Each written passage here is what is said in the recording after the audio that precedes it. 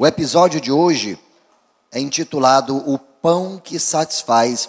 E para contextualizar, eu peço sua atenção a esse vídeo, deixa muito claro para a gente um personagem, né? Na verdade, um personagem não, uma pessoa que de fato existiu, né? E que durante esse período da Semana Santa a gente também lembra dele, né? É comum que na nossa cultura as pessoas durante esse período façam um boneco, né? Um boneco todo recheado de palha, de tecidos velhos, né? E aí o pessoal brinca com esse boneco e malha o Judas e coloca o Judas pendurado num poste, né? Hoje é menos comum se ver, mas até pouco tempo o pessoal tinha ainda esse hábito de malhar o Judas. Mas quem é esse tal Judas? O que foi que ele fez? O que foi que esse homem fez? Quem foi esse que traiu Jesus? Foi só ele que traiu Jesus?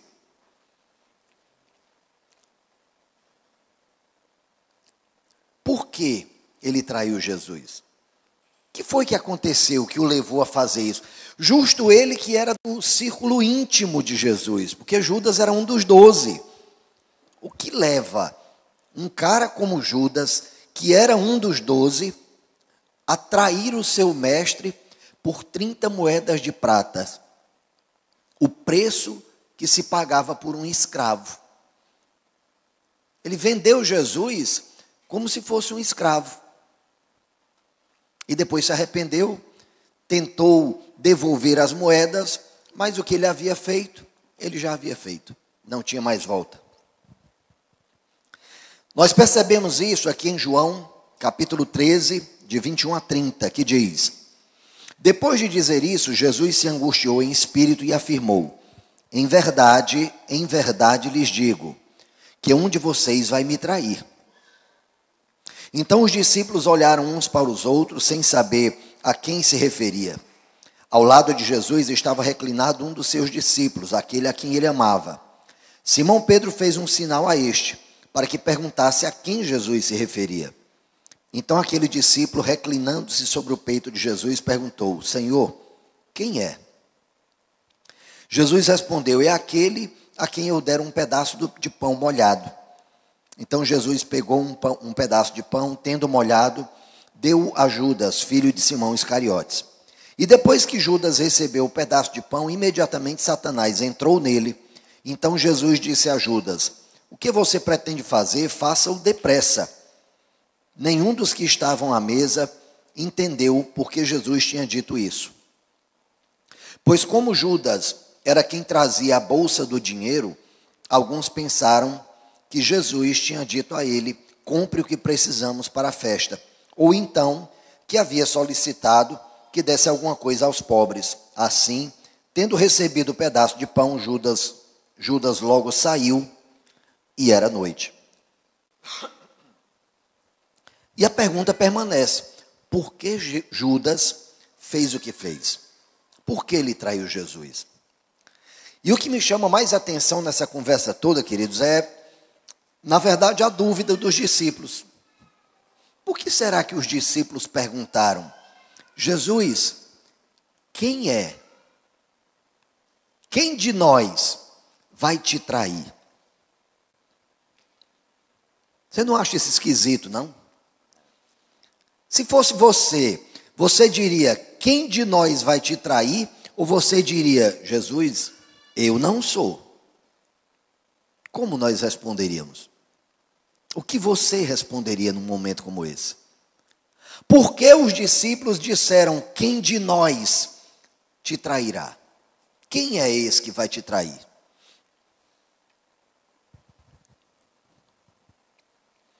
Judas, né, algumas pessoas que pensam o seguinte: não, Judas, ele queria iniciar uma revolução.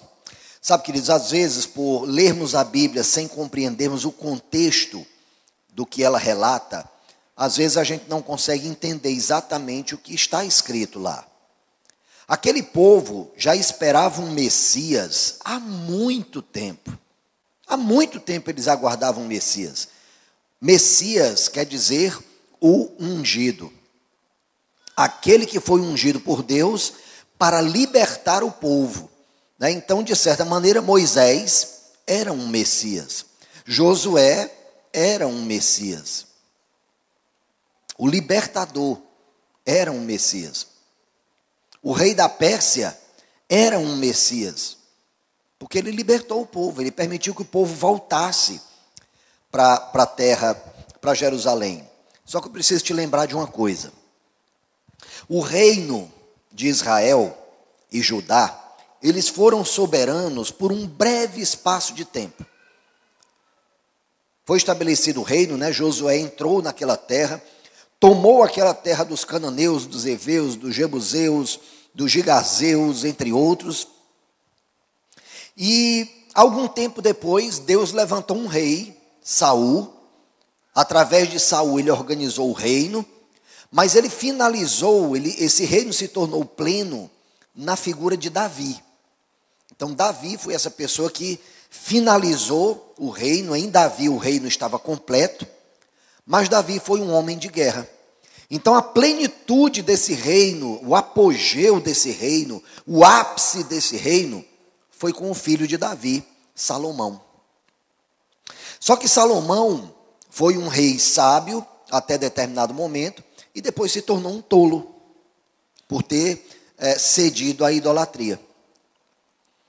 E em razão da atitude de Salomão, o reino foi dividido. Um dos filhos de Salomão, o Roboão, acabou dividindo o reino, e de um lado ficou o filho de Salomão, e do outro lado ficou o Jeroboão, que era um líder, não era da linhagem de Davi, mas foi um líder que surgiu ali e criou o reino de Israel. Então, de um lado havia Israel com Jeroboão, e de outro lado o reino de Judá com Roboão. E esse reino perdurou, mas a partir daí ele começou a se fragmentar, e como ele se fragmentou, ele enfraqueceu também. No que ele enfraqueceu, foi dominado por outros reinos. Até que finalmente, o reino da Babilônia foi dominado pelo reino da Pérsia, e o rei da Pérsia permitiu que o povo voltasse para Israel. Mas eles voltariam para Israel na condição de vassalos, na condição de povo servo. Eles não voltaram mais na situação que eles viviam antes. Então, embora eles estivessem em Jerusalém, embora eles tivessem liberdade de culto, mas lá no fundo eles sabiam, ainda não é o que Deus quer para a gente. Nós ainda somos um povo escravo. Nós ainda somos um povo que precisa prestar vassalagem ao rei da Pérsia.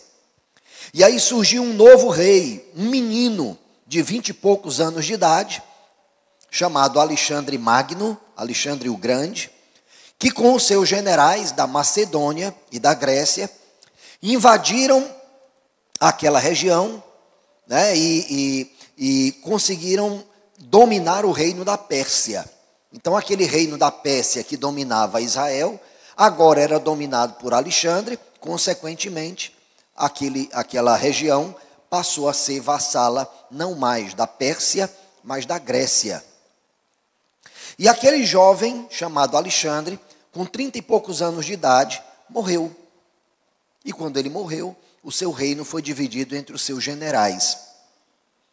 De um lado, no Egito, um general chamado Ptolomeu passou a dominar sobre aquela região. Do outro lado de Israel, acima, onde era a Síria, onde ainda hoje é a Síria, outro general chamado Seleuco dominou. E Seleuco e Ptolomeu começaram uma guerra. E adivinha quem estava no meio da guerra? O reino de Israel, que já não era mais um reino, que era só um povo vassalo. Então aquele povo viveu por séculos essa situação, esperando o Messias, aguardando o libertador, aguardando aquele que lhes garantiria liberdade, aquele que lhes garantiria satisfação, abundância. aquele que lhes garantiria a liberdade e a pureza de culto, porque Seleuco, né, enquanto dominava aquela região, os descendentes de Seleuco, chegaram ao ponto de colocar no templo de Deus uma estátua de Zeus. E aquilo foi uma ofensa muito grande aos judeus. Muitas revoltas surgiram. Antes de Jesus aparecer, antes de Jesus nascer, surgiu uma revolta chamada Revolta dos Macabeus. Macabeus é martelo de Deus. Então, levantou-se um Judas Macabeus e ele liderou uma grande revolta, e essa revolta foi debelada por um outro povo, que era o povo romano. Entrou um general romano chamado Pompeu, e Pompeu tomou aquela região dos gregos, que passaram a ser povos vassalos dos romanos, e entregou aquela região a alguns reis asmoneus, de onde vem a dinastia dos Herodes, né? Herodes o Grande, depois Herodes Antipas, Herodes Filipe, Herodes...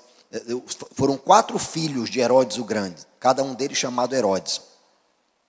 Então aquele povo oprimido esperava um Messias. E aí nasce Jesus. Mas Jesus foi um Messias diferente do que eles esperavam. Então talvez Judas, nesse momento, quando entregou Jesus, talvez Judas tivesse ficado decepcionado. Talvez Judas tivesse pensado, eu pensei que o Messias ia ajudar a gente a acabar com os romanos, mas eu estou achando esse Jesus muito fraquinho. O cara não pega numa arma, o cara está aqui só para curar o povo, devolver a vista aos cegos. Eu pensei que o Messias seria um general de guerra. Talvez Judas tenha feito isso porque esperava isso de Jesus. Talvez Judas tenha feito isso porque esperava em Jesus um revolucionário. Mas Jesus não foi um revolucionário como ele esperava. Jesus foi um revolucionário, mas não como ele esperava. E é possível argumentar que qualquer dessas situações que eu falei foram o motivo de Judas ter traído Jesus. Há quem pense que Judas estava destinado a isso, né? Há quem pense que Judas fez isso porque o maligno entrou em Judas e aí Judas foi só levado a isso. Eu não creio dessa maneira. A palavra diz muito clara: resistam ao maligno e ele fugirá de vocês. Então, nós podemos resistir ao maligno. Não dá para dizer, não, eu fiz isso porque o cão me usou. Não, não dá não. Dá para resistir ao maligno. Tá? Mas eu queria, na verdade, dar uma ênfase numa outra situação que eu ainda não mencionei, mas que está diante dos nossos olhos. E é esse aspecto que eu quero explorar hoje nessa palavra. E ela está registrada aqui no Evangelho de João, no capítulo 6, de 1 a 13. Eu não vou ler, eu vou só contextualizar para você compreender. Jesus estava com seus discípulos realizando muitos milagres e, num dado momento, uma multidão se reuniu buscando o quê? Milagres. Aquela multidão buscava milagres. Era uma multidão de desvalidos, era uma multidão de famintos, era uma multidão de leprosos, era uma multidão de aleijados, era uma multidão de doentes, era uma multidão de mulheres com fluxo de sangue, era uma multidão de homens cegos, era uma multidão de pessoas endemoniadas que buscavam a Jesus, e elas buscavam a Jesus procurando libertação, procurando provisão, procurando cura, e aquela multidão se juntou ali. Num dado momento, Jesus percebeu que aquela multidão estava com fome. E ele olhou para os seus discípulos e disse: o que vocês têm aí? Nós temos aqui 5 pães e 2 peixes. Vai dar para nada. Jesus me deu 5 pães e 2 peixes. Deu graças e mandou que distribuíssem. Ao final, eles recolheram 12 cestos cheios dos pedaços de pães que sobraram. Aí eu te pergunto, foi milagre? Foi ou não foi milagre? Foi milagre. Com certeza foi um milagre. Com certeza, não resta dúvida, foi um milagre. Mas aí eu te pergunto, houve um outro milagre semelhante a esse. Lá em Êxodo, capítulo 16.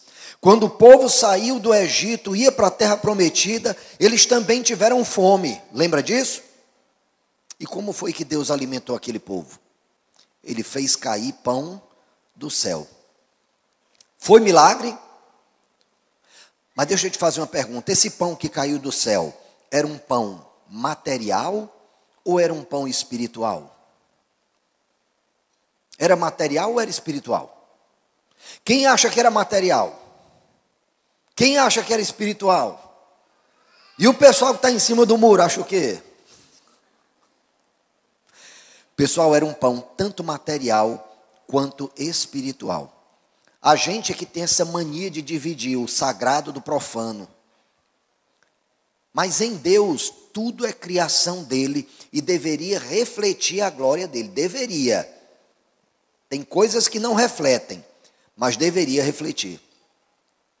Então, para Deus é uma coisa só. Esse pão que caía do céu era tanto um pão material que mataria a fome material, a fome física, como também a fome espiritual deles. Esse pão aplacaria o desespero daquele povo. Imagina só você numa situação de fome. Não estou falando de jejum, não. Eu estou falando de você estar num local onde você não vai encontrar um Starbucks, onde você não vai encontrar um Burger King, onde você não vai encontrar um McDonald's, onde você não vai encontrar nenhuma bodega para comprar uma bolacha fogosa. Vocês sabem o que é bolacha fogosa? Sabe o que é? Pronto, você não vai encontrar nenhuma bolacha fogosa. Imagina o desespero desse povo. Então, quando Deus fez cair pão do céu, Ele estava aplacando não apenas uma fome material, mas também uma fome espiritual. Ele estava fazendo cessar o desespero daquele povo. Aquele povo achava que ia morrer no deserto, mas Deus disse: eis aqui a minha provisão, toma aqui o pão, comam desse pão, e vocês vão aplacar não só a fome de vocês, mas também o desespero de vocês. Mas voltando aqui para João 6, de 1 a 13, especificamente em 6,35, ele diz: eu sou o pão da vida, quem vem a mim jamais terá fome. Porque Ele é o pão que caiu do céu, Ele é o pão que desceu dos céus, né? Ele é o pão que desceu dos céus. Então só em Jesus nós temos as nossas necessidades supridas, só nele, e nenhum outro. O pão que nós comemos, a gente come e daqui a pouco a gente está com fome. Quem aqui tomou café da manhã hoje? Né? O meu eu tomei agora, entre um intervalo de um culto e outro. Né? Estava o pessoal aqui desesperado porque eu não chegava, eu estava lá no outro campus comendo uma tapioca. Estava fazendo o meu café. Quando ele fala de pão aqui, a gente precisa lembrar que o pão nessa região era a base alimentar do povo. Do mesmo jeito que nós, até pouco tempo, há 30 anos, quando eu ia lá para, há mais tempo, né? 40 anos, que eu ia lá para a fazenda dos meus avós, a gente chegava lá, acostumado em Fortaleza a comer um pãozinho, né? A gente chamava pão d'água na época, viu? Pão d'água, né? Que hoje a gente chama de carioquinha, né? Mas é o mesmo. Só que a gente chamava de pão d'água, era um bichão desse tamanho aqui, que a gente comprava. Comprava na mercearia, o cara pegava, o pão estava em cima do balcão da mercearia, ele pegava um papelzinho desse tamanhozinho, embrulhava para você pegar nele aqui. Mas o bicho estava sujo do mesmo jeito. Estava em cima do balcão da bodega. Então lá em Fortaleza a gente era acostumado, acordava cedinho, tomava o café da manhã, tinha um pedacinho de pão, fazia questão do bico do pão. Eu quero o bico do pão, né? Mas quando eu chegava lá nos meus avós, cadê pão? Não tinha pão. A base alimentar deles era tapioca e cuscuz. Então tinha que ser tapioca ou cuscuz. O que chegava mais próximo do trigo lá era a famosa bolacha fogosa. Porque a gente comprava, ficava no saquinho, ela aguentava um tempinho mais, fofinha, né? Só que a gente botava aquilo na boca, começava a mastigar, parecia chiclete. Aí tinha que meter no café para poder melhorar aqui, descer melhor. Hoje não, hoje a gente tem abundância. Hoje a gente tem abundância. Ai, hoje eu não quero tal coisa, hoje eu quero aquilo. Ai, hoje eu não quero isso, eu quero aquilo. Antigamente não tinha essa facilidade.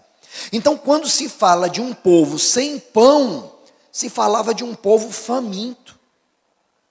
Se falava de um povo faminto. Eles não tinham Starbucks, eles não tinham Burger King, eles não tinham nenhuma padaria em casa. Não tinha. O pão tinha que ser feito em casa, se não tivesse o trigo. Se tivesse o trigo, mas não tivesse o moinho, não dava para fazer pão. Se tivesse o trigo, o moinho, não tivesse o forno, não dava para fazer pão. Era difícil comer naquele tempo. Então, quando se falava de falta de pão, se estava falando dos itens mais essenciais para a vida. A gente não estava falando de simplesmente comer uma coisa gostosa. Ai, vou ali para tal canto, estou com vontade de comer um pão brioche.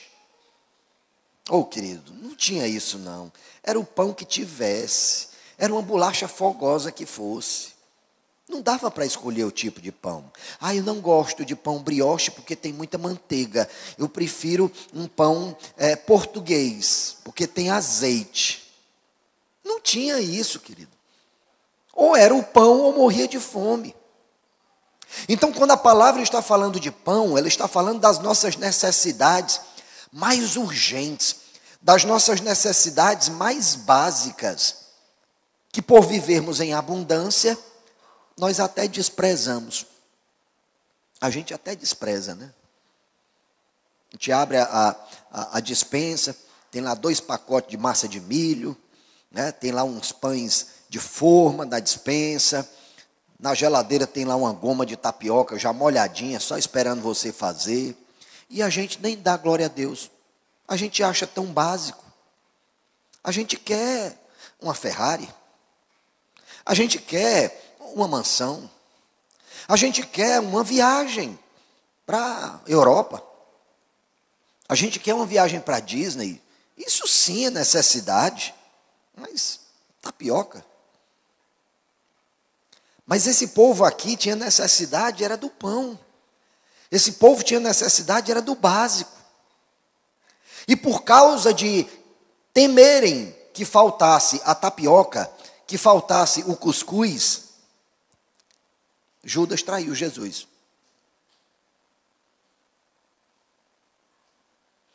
Talvez você esteja refletindo aí. E eu? Por que preço estou traindo Jesus? É por 30 moedas de prata? Pelo que nós estamos traindo Jesus? Porque Judas não era um da multidão. Ele era um discípulo. Judas não era nenhum daqueles que foram buscar Jesus porque tinha uma doença, porque tinha uma pereba, porque era leproso, porque era cego. Não, ele não foi buscar Jesus por isso, não. Ele era um dos 12. Ele foi escolhido pelo próprio Jesus. Vem cá, Judas, você vai fazer parte do meu círculo mais íntimo. Você vai ser um dos 12. Ele diz para aquela multidão, depois que ele alimentou a todos eles, Jesus saiu e a multidão o seguiu. No que a multidão o seguiu, ele disse: vocês me buscam porque eu alimentei vocês. Vocês me buscam porque eu satisfiz a fome de vocês. Mas deixa eu dizer uma coisa para vocês. Há um pão que desceu do céu. E quem comer desse pão nunca mais terá fome. Quem beber desse cálice nunca mais terá sede. E ele anunciou: eu sou o pão do céu. Aquele que comer da minha carne, aquele que beber do meu sangue, nunca mais terá fome. Nunca mais terá sede. E o povo disse: ei, foi isso? Foi não. Dura essa palavra que ele diz. E aos pouquinhos eles foram abandonando Jesus. Aos pouquinhos, sem avisar nada, né? Sem chegar: Jesus, leva mal, não, mas dá para mim não. Eles só vazaram. Jesus olhou: cadê a multidão? Foram todos embora? E aí ele olhou para os 12, aqueles que eram do círculo mais íntimo de Jesus. E ele diz: e vocês também não vão? Um dos 12, Pedro, disse: Senhor, para quem iremos, se só tu tens as palavras de vida eterna? Então Pedro nem disse: Jesus, tu és maravilhoso, Jesus, tu és o nosso rei. Ele não disse nem isso, não. Pedro ainda se comunicou com Jesus na linguagem da necessidade. Para quem iremos, Jesus? Só tu tens as palavras de vida eterna. Nós não temos para quem ir. Ou é tu, ou é tu. Ele deve ter pensado: estou lascado. Vou ter que comer a carne desse cara. Vou ter que beber o sangue desse cara, porque só ele tem a palavra de vida eterna. Mais à frente, um pouco mais à frente, uma nova refeição. Uma nova refeição. Só que aí o pão já tinha se tornado um ídolo para aquelas pessoas. O que é um ídolo? Um ídolo é tudo onde nós colocamos a nossa segurança, a nossa adoração, o nosso tempo, o melhor de nós, que não é o próprio Deus. Então, se você oferece o seu tempo a Deus, você está adorando a Deus. Se você oferece os seus recursos financeiros a Deus, você está honrando a Deus.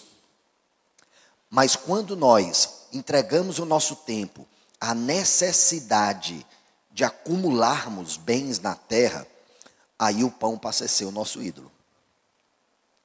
Quando nós entregamos o nosso tempo àquela pessoa linda, maravilhosa, ai, sem ela eu não consigo viver, nós estamos fazendo dessa pessoa o nosso ídolo. Deus sabe que nós temos necessidade de intimidade. Deus sabe que nós temos necessidade de bens materiais para que a gente possa viver bem nessa terra. Deus sabe disso. E não é errado pedirmos isso a Deus. Eu peço a Deus. Eu peço a Deus. Deus, meu carro está pertinho de fazer 10 anos, Deus. Eu acho que está no tempo de trocar, Deus. Me ajuda aí a trocar o carro. Eu estou pedindo a Deus: Deus, olha, o meu carro é uma bênção, eu gosto demais do meu carro, gosto muito mesmo, um carro muito bom. Não me deixou na mão, até hoje não me deixou na mão, até hoje. Só que eu tenho andado por caminhos que exigem um carro mais alto. Deus, eu estou precisando de um carro mais alto. Me ajuda aí a ter um carro mais alto. Não tem nada de errado com isso não, querido. Nada de errado. Se Deus te confiou recursos para você ter um carro melhor, não tem problema, compra um carro melhor, não tem problema nenhum. Mas não faça disso o seu ídolo. Não faça disso o motivo de você acordar todo dia. Não faça disso o motivo de você viver. Não faça disso o motivo de você trabalhar exaustivamente. Esse é o grande problema. O grande problema de Judas foi esse. Judas desejava em Jesus alguém que poderia mudar a situação dele na terra. Mas Jesus não veio para mudar a situação de Judas na terra. Jesus veio para mudar a situação não só de Judas, mas de todos nós na eternidade. O que inclui a terra. Tá bom? Eu não estou dizendo para você que Jesus não veio para mudar a situação da gente hoje. Claro que ele veio. Claro que ele veio. Mas muitas vezes nós nos comportamos como se Jesus só tivesse compromisso conosco enquanto nós estamos vivos. No dia que a gente morrer, pronto, acabou. E aí precisamos acumular muitos bens, precisamos obter de outras pessoas admiração, porque hoje o grande problema que nós temos vivido são as redes sociais, a imagem que nós queremos ter nas redes sociais. Ai, vão me cancelar, ai, vão curtir, ai, vai aumentar o meu número de seguidores. Meu Deus, diminuiu o meu número de seguidores, e agora o que será de mim? Meu Deus, que ilusão. Não é nem por dinheiro que a gente está atraindo Jesus, é por seguidores. Por seguidores na internet, a gente curte coisas que Jesus não curtiria. Por um like, por um aceite de pessoas que a gente nem sabe quem são. Nós estamos postando na internet coisas que nós sabemos que Jesus não postaria. Às vezes a gente olha para Judas, critica Judas, mas e nós?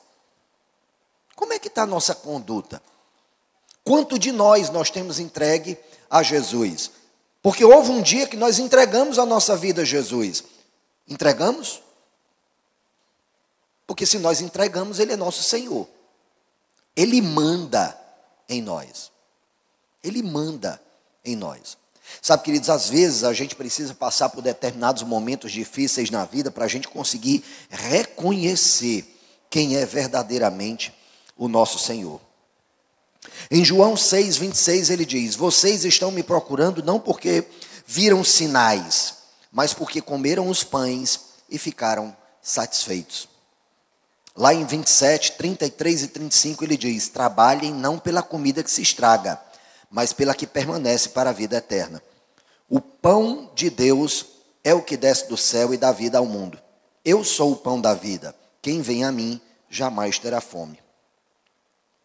E aí aquele povo que escutou Jesus dizer isso, disse: mas peraí, isso aí não é Jesus, o filho de José? A gente conhece Jesus, não é o filho de José? Aquele povo desprezou Jesus, porque eles esperavam que Jesus fosse um grande líder, fosse um grande doutor, fosse alguém que pudesse liderá-los a mudar aquela situação, mas eles não esperavam que Jesus fosse o que Jesus era. Um libertador para a eternidade. Alguém que libertaria o seu espírito da escravidão e não apenas os seus corpos. Alguém que libertaria a alma daquelas pessoas da opressão e não apenas as suas mãos. Mas eles só queriam ser libertos nas mãos. Eles só queriam ter liberto o corpo. Mas eles desejavam continuar escravizados pelo pecado. Eles podiam não admitir isso, mas de fato, era o que eles queriam. Não, Deus, eu quero continuar, Deus.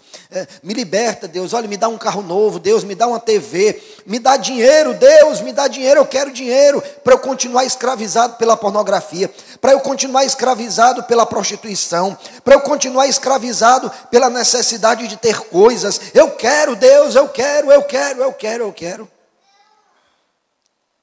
Mas não é para isso que Jesus nos salvou. Querido, eu quero te lembrar de uma coisa. Às vezes a gente acha que Jesus foi à cruz para que a gente seja feliz. Não foi não, querido. Não foi não. Baixa a tua bola. Diz isso para a pessoa que está do teu lado aí. Ei, meu irmão, baixa a bola aí.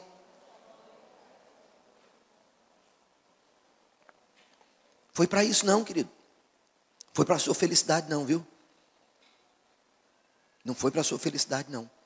Ele nos redimiu, Ele nos resgatou, Ele nos libertou para oferecer a Deus um povo santo que o glorificasse na terra. Porque esse era o propósito original de Deus quando criou o homem. Deus não criou o homem: eu estou com tanta vontade de criar um povo para se rebelar contra mim, acho que eu vou criar um homem. Eu estou com tanta vontade de criar um povo lá na terra para eles se entregarem à prostituição, para eles viverem feito louco atrás de dinheiro, se matando por dinheiro. Eu vou criar esse povo. Vocês acham mesmo que Deus criou a gente para isso? Ele colocou um povo na terra em Adão e Eva, e Ele deu a Adão e Eva a sua imagem e semelhança.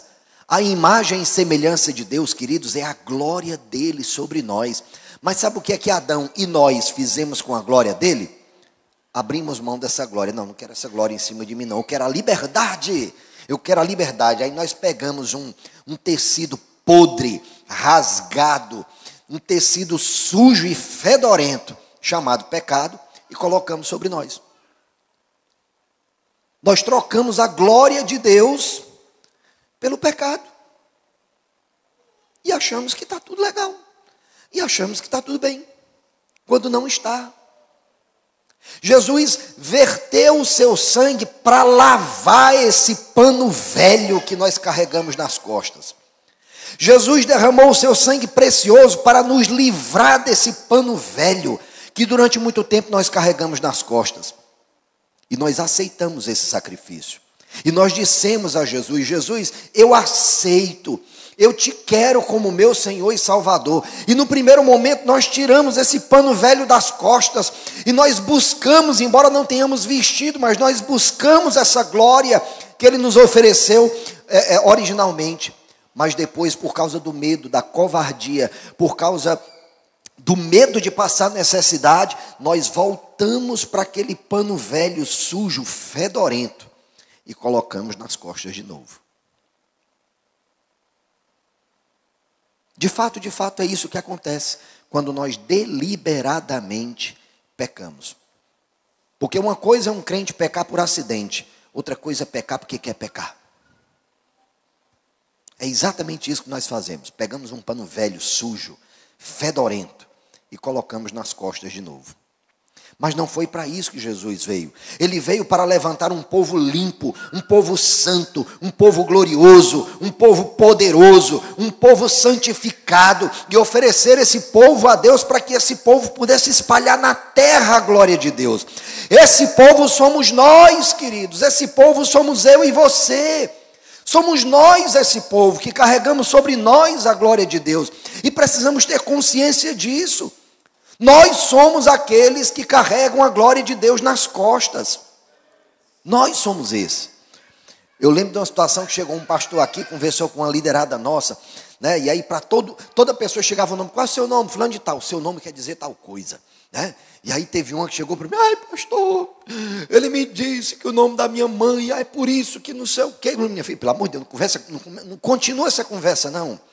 Continua essa conversa não. O nome é seu, é meu. Então, só por ser seu, esse nome já mudou de significado. O que foi que ele disse? Ah, é que a minha mãe, ela carregava um peso nas costas. Por quê? Aí ela me disse o nome dela, né? Disse o nome dela. Não vou dizer aqui para não revelar quem é a pessoa. Aí depois eu disse: deixa eu lhe dizer uma coisa. Sabe qual é o nome da sua mãe?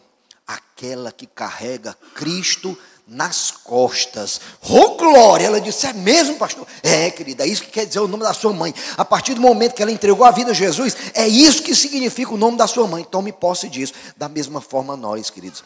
Nós somos um povo santo. Nós somos um povo dignificado por Jesus Cristo. E é para isso que nós continuamos na terra, para a glória de Deus na terra. É para isso que nós estamos aqui. É para isso que nós estamos à mesa com Ele.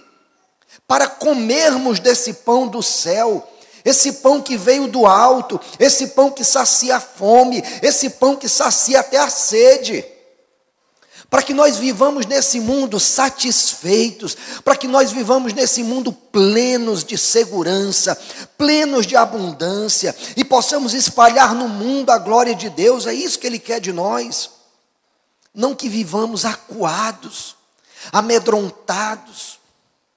Não é isso que Ele quer de nós, não. O que temos desejado? Escolhas que satisfazem ou escolhas que destroem? João 6, 66 a 71 diz: diante disso, muitos dos seus discípulos o abandonaram e já não andavam com ele.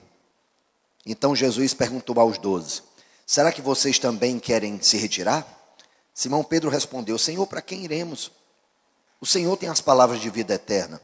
E nós temos crido e conhecido que o Senhor é santo de Deus. Então Jesus lhe disse: não é fato que eu escolhi vocês, os 12, mas um de vocês é um diabo. Ele se referia a Judas, filho de Simão Iscariotes, porque este, sendo um dos 12, era quem o haveria de trair. Qual era a fome que tinha Judas? Qual era o desejo de Judas para ter feito isso? Filipenses 3,19 diz: quanto a estes, o seu destino é a perdição, o seu Deus é o estômago, e tem orgulho do que é vergonhoso, eles só pensam nas coisas terrenas. Sabe, queridos, nós temos vivido um período difícil, inclusive na igreja. Aqui em Filipenses, o Senhor está falando de pessoas que brotaram de dentro da própria igreja. Eu quero te lembrar que Judas era um dos 12. Ele não era um Zé doidinho que apareceu por ali, não. Ele não era um fariseu que criticava Jesus, não. Ele era um dos 12. Ele era um discípulo de Jesus. Ele era um discípulo de Jesus. E ele traiu Jesus por 30 moedas de prata. Nós precisamos fazer uma pergunta. Eu sou discípulo de Jesus ou eu sou só evangélico? As estatísticas mostram que os evangélicos estão crescendo. Daqui a 10 anos, talvez, o Brasil seja um país de maioria evangélica. E vocês pensam que eu estou alegre com isso? Ou não? Seria melhor sermos uma minoria, mas sermos uma minoria de discípulos, do que sermos uma maioria, e uma maioria de não discípulos. Jesus não veio para cá para estabelecer religião nenhuma, para dizer que evangélico é certo e católico é errado. Ele não veio para cá para isso. Ele veio para ser ele a verdadeira religião. Ele veio para ser ele o verdadeiro intermediador. E todas as vezes que nós buscamos por Jesus e nos entregamos a Jesus, nós estamos sendo discípulos e não apenas evangélicos. Evangélico qualquer um pode ser. Um satanista pode ser evangélico. Pode ser evangélico. Sabe, teve um domingo desse aí atrás, que quando a gente estava falando do terreno que tínhamos comprado, né, estamos pagando esse terreno, e eu falava, queridos, olha, eu estou pensando, eu estou orando a Deus, mas eu creio que a gente vai construir um auditório para 2.000 pessoas. E aí eu terminei o culto, um irmão me procurou lá no final, sabe aqueles irmãos bem calados que vêm para o culto, escuta a palavra, e depois nem procura, dá só uma boa noite, tchau. Mas nesse dia ele parou, pastor, eu preciso conversar com você. Meu Deus, o que foi que houve? Rapaz? O irmão aí nunca me procurou. O que foi que houve? Preciso falar com você. Rapaz, será um problema pessoal. Levei lá para a salinha, lá no Campo Junco, né? Pois não, como é que eu posso lhe ajudar? Pastor, na verdade, desde o momento que você falou de 2.000 pessoas, o Espírito Santo começou a me incomodar. E ainda está me incomodando aqui. Eu estou desesperado, pastor. Eu preciso falar com você. Aí, pois não, estou aqui para lhe ouvir. Pastor, o Espírito Santo me falou que não são 2.000 pessoas, são 20.000 pessoas. Eu tremi na hora. Como é que é? 20.000? Eu disse, meu Deus do céu, eu estou aqui desesperado para conseguir me adaptar a 1.500, o homem está me dizendo que são 20.000. E agora, Deus? Essa semana eu fui lá para o Rio de Janeiro, junto com o pastor Sandro e outros pastores da paz, para aprender a liderar 20.000. Eu fui para lá para aprender a liderar 20.000 com quem já lidera 40.000. Tem um pastor lá no Rio de Janeiro, poxa, o cara ensina os pastores a liderar 40.000. Então, se ele lidera 40.000 e eu recebi uma palavra para 20.000, eu tenho que ir lá aprender com esse homem. Passei uma semana lá, cansativo. Pastor, você viu o Meno Cristo Redentor? Não sei nem para que lado ficava. Era do hotel para o evento, do evento para o hotel. Até o almoço era no evento. Eu só vi avião, ônibus e hotel. Só. Foi o que eu vi. Mas sabe, queridos, quando ele me trouxe essa palavra, a primeira coisa que me veio ao coração, meu Deus, como é que eu posso levar esses 20.000 a não serem só evangélicos, a serem discípulos de Jesus? Porque eu fui chamado não para liderar uma multidão de evangélicos. Eu fui chamado para liderar uma multidão de discípulos. A palavra diz, vão, portanto, e façam discípulos de Jesus. E não convertidos, e não evangélicos. Todos nós temos uma fome profunda pelo pão desse mundo. Mas esse pão nunca satisfaz de verdade. Nós podemos buscar o pão desse mundo, não tem nada de errado, repito, tem nada de errado, viu? Não tem nada de errado. Daqui, eu já estou começando a pedir a Deus, Deus, olha, eu quero tanto, Deus, assim, não precisa ser agora não, mas eu queria tanto lá na frente ter uma casinha branca com... Não, brincadeira, não é isso aí não.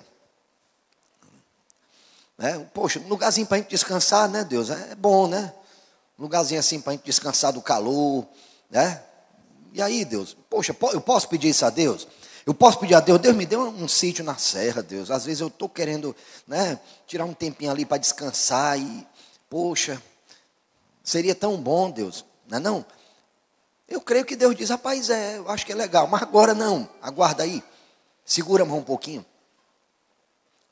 Mas eu peço a Deus, não tem nada de errado em pedir isso a Deus, não tem nada de errado. O problema é eu achar que se Deus não me der um sítio na serra, Ele não me ama. O problema está aí. Sabe, queridos, desde os meus, 20 anos, desde 20 anos, mais ou menos, que eu sonho com ter filhos. Eu estou com 50 e eles ainda não apareceram. Mas sabe o que é que eu e minha esposa fizemos já há algum tempo? Já há algum tempo, não foi de agora não, já há algum tempo, né? Nessa luta por ter filhos e tal, faz um tratamento aqui, faz um tratamento ali, nada, né? Pelejamos e nada. E aí, poxa, peraí, Deus tem uma promessa para mim. Eu sei que Ele quer que a gente tenha filhos, eu sei que Ele quer, não tenho dúvida disso, nenhuma, nem um trisquinho assim. Pastor, será que não é porque Deus não quer que você não tenha? Eu tenho absoluta certeza que Ele quer que eu tenha. Absoluta certeza. É por isso que eu peço. Que eu tenho absoluta certeza. Então por que é que não aconteceu ainda? Porque talvez não esteja no tempo que Ele quer. Talvez Ele esteja provando o meu coração. Fabiano, e se eu não te der aquilo que você mais deseja? Está tudo bem para ti? No meu coração, enquanto eu estou orando, enquanto minha esposa está orando, a gente diz, está tudo bem, Senhor. Se o Senhor não nos der filhos, está tudo bem. Não tem problema nenhum, vou continuar te amando. Só que talvez esse seja o grande erro. Porque numa outra refeição, na refeição que nós nos referimos aqui no começo, nós tivemos uma atitude diferente de dois homens. O primeiro dele nós falamos, Judas, mas houve um outro homem que também traiu Jesus, Pedro. Um pouco antes daquela ceia, Jesus falou, olha, é necessário que o Filho do Homem seja entregue. E Pedro ficou indignado, de forma nenhuma, Jesus, isso não pode acontecer contigo, isso não vai acontecer contigo. Jesus disse para Pedro o quê? Para trás de mim, Satanás, que não cogita das coisas de Deus, mas das coisas dos homens. E aí Pedro se tocou da bobagem que tinha dito e disse, Jesus, pois então é o seguinte, se é necessário que você vá, eu vou contigo, Jesus, eu morro contigo, Jesus. Não foi o que Pedro disse? Não foi o que ele fez? E aí Jesus olha para Pedro e diz, Pedinho, deixa eu te dizer uma coisa, Pedinho, baixa a bola, Pedinho. Deixa eu te dizer uma coisa, ainda hoje, antes que cante o galo, você me negará 3 vezes. Pedro naquela hora achou um absurdo, que conversa é essa, Jesus? Eu sei quem eu sou, Jesus, eu morro por ti, Jesus. Mas Jesus falou, você me negará 3 vezes.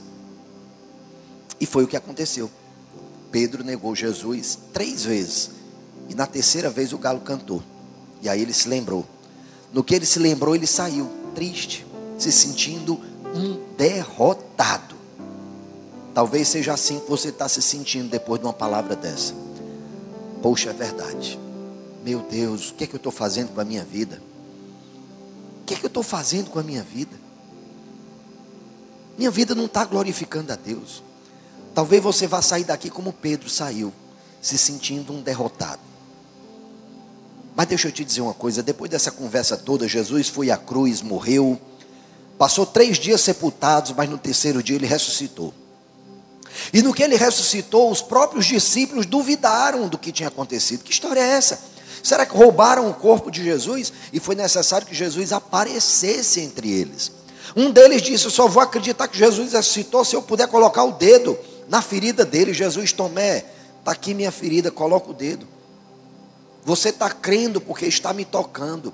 Bem-aventurados aqueles que crerão sem terem me visto.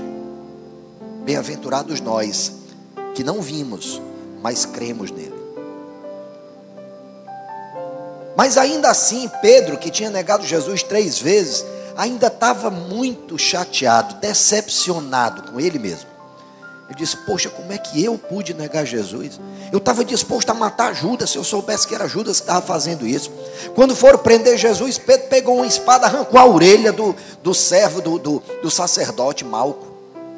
E Jesus, o que foi que fez? Pegou a orelha daquele rapaz e botou de volta. Colou de volta. Ei, Pedro, cara, não vim para fazer esse tipo de revolução não, fica na tua aí.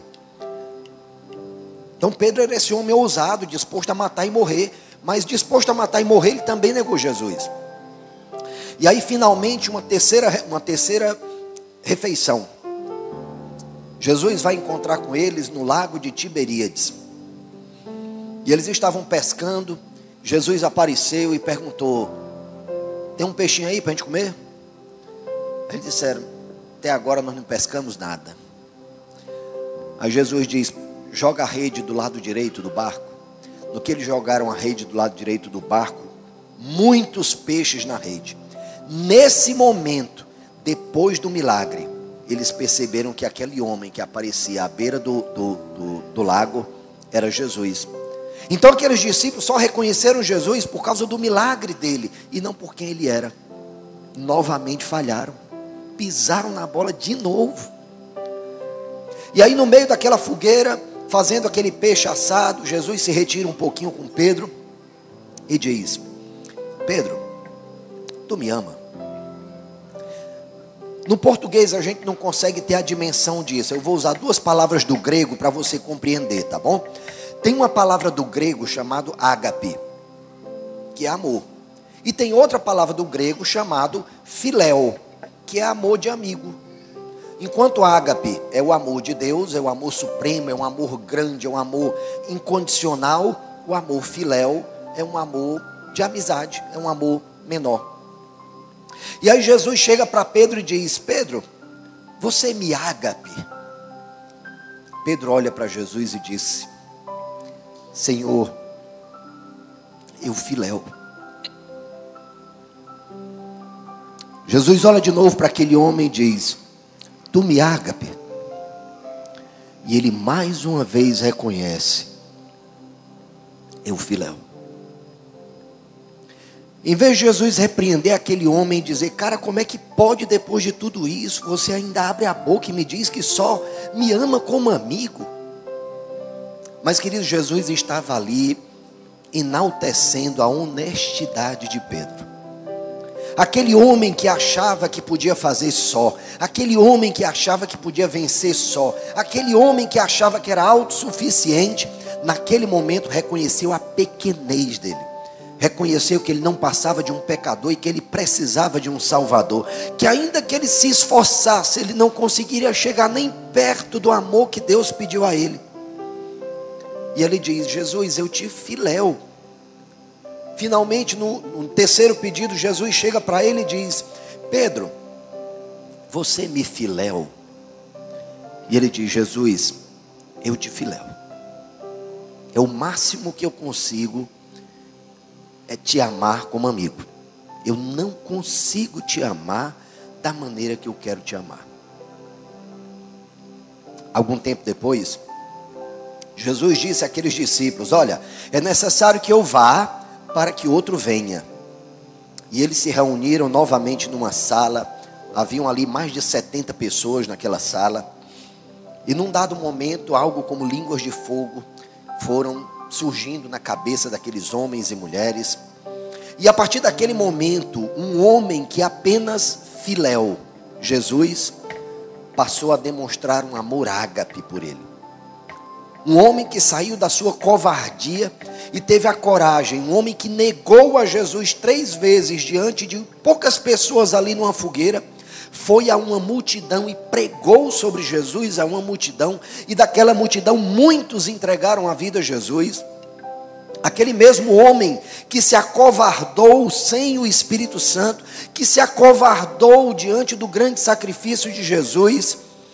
Aquele homem num dado momento, já velho, já desgastado, já carcomido pelo tempo, sendo preso em Roma, condenado à morte, e a uma morte de criminoso, uma morte de crucificação, pediu, foi o último pedido dele: olha, eu já estou condenado, e condenado à cruz, e eu vou, não tem problema nenhum, eu vou para a cruz, mas eu não me acho digno de morrer da mesma maneira que o meu Senhor morreu. E ele pediu: me crucifica de cabeça para baixo. Isso não está escrito na Bíblia, é tradição, mas eu realmente creio que Pedro tenha feito isso. não é justo, não é digno, não é correto que eu morra da mesma forma que o meu Senhor, a quem eu neguei, a quem eu traí. Não é justo que eu morra da mesma forma que ele. Coloca pelo menos de cabeça para baixo para fazer uma diferença. E assim diz a tradição que foi feito. E Pedro morreu dessa maneira. Sabe, querido, Jesus é o pão da vida.